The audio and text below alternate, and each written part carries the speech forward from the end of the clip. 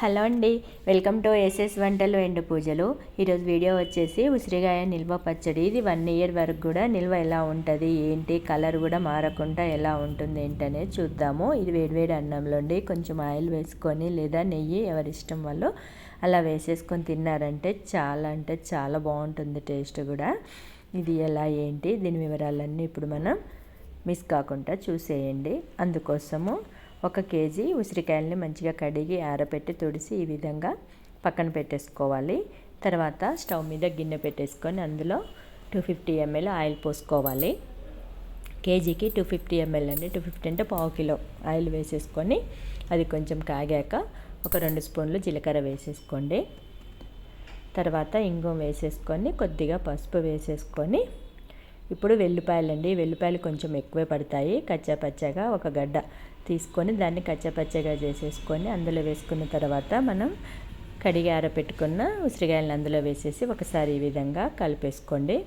ఇప్పుడు దీన్ని సిమ్లో పెట్టేసుకోవాలి. మొత్తము పెట్టేసుకున్న తర్వాత దీని మూత కోసం అండి కొంచెం అంచుట్లా ఎత్తుగా ఉన్న ప్లేట్ అయినా కంచమైనా ఏదైనా తీసుకొని అందులో కొన్ని వాటర్ పోసేసుకోండి.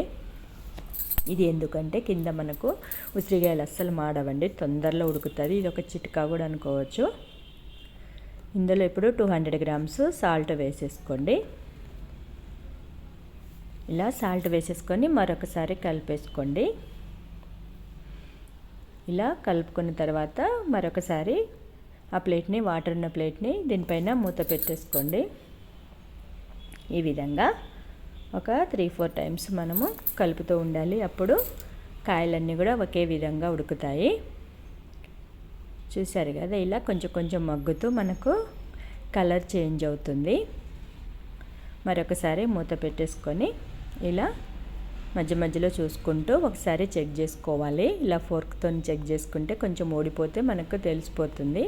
చూసారు కదా, కానీ ఇంకా కొంచెం గట్టిగా ఉంది కాబట్టి మరొకసారి మూత పెట్టేసుకొని ఉడికించుకోవాలి.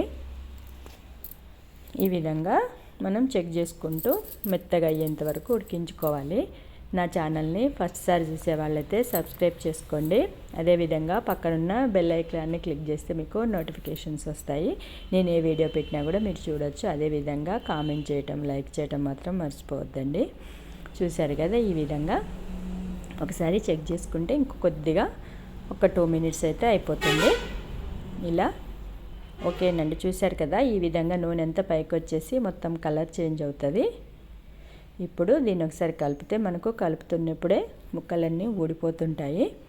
అప్పుడు పూర్తిగా ఉడికిపోయినట్టు మనకు అర్థమవుతుంది. ఈ విధంగా అయిన తర్వాత దీన్ని స్టవ్ బంద్ చేసుకొని ఒక మూత పెట్టేసుకోవాలి. తర్వాత దీన్ని పూర్తిగా చల్లారాలండి. మొత్తము చల్లారిపోయాక ఒకసారి చూద్దాం. చూశారు కదా, ఇలా తగ్గిపోతుంది కొంచెము.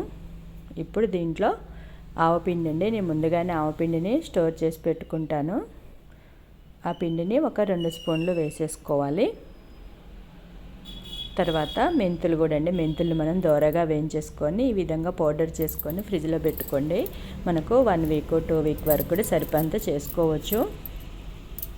దీన్ని 1 స్పూన్ వేసేసుకోవాలి. ఇవన్నీ పౌడర్స్ అన్నీ ముందు చేసి పెట్టుకుంటే మనకు ఈజీగా అవుతుంది. ఇలా పచ్చడి ఇప్పుడు కొంచెం ప్రాసెస్ ఎక్కువ ఉంటుంది కాబట్టి తొందరగా అయిపోద్ది. తర్వాత దాన్ని ఒక పక్కన పెట్టేసుకొని దాంట్లో కొంచెం తీసుకోవాలి.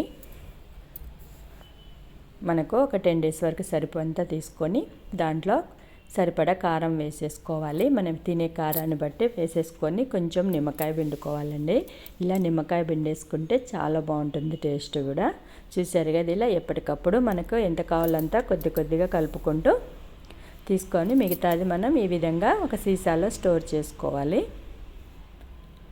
ఇలా ఎప్పటికప్పుడు మనం స్టోర్ చేసుకొని సీసాలో పెట్టుకొని మనకి ఎప్పుడు కావాలంటే అప్పుడు ఎంత కావాలంటే తీసుకోనండి. అందులో కొంచెం కారం నిమ్మకాయ పిండుకుంటే ఉసిరికాయ పచ్చడి రెడీ అయిపోతుంది. రెడ్ కలర్లో ఎప్పుడు కూడా కలర్ చేంజ్ అవ్వకుండా ఈ విధంగా ఉంటుందండి.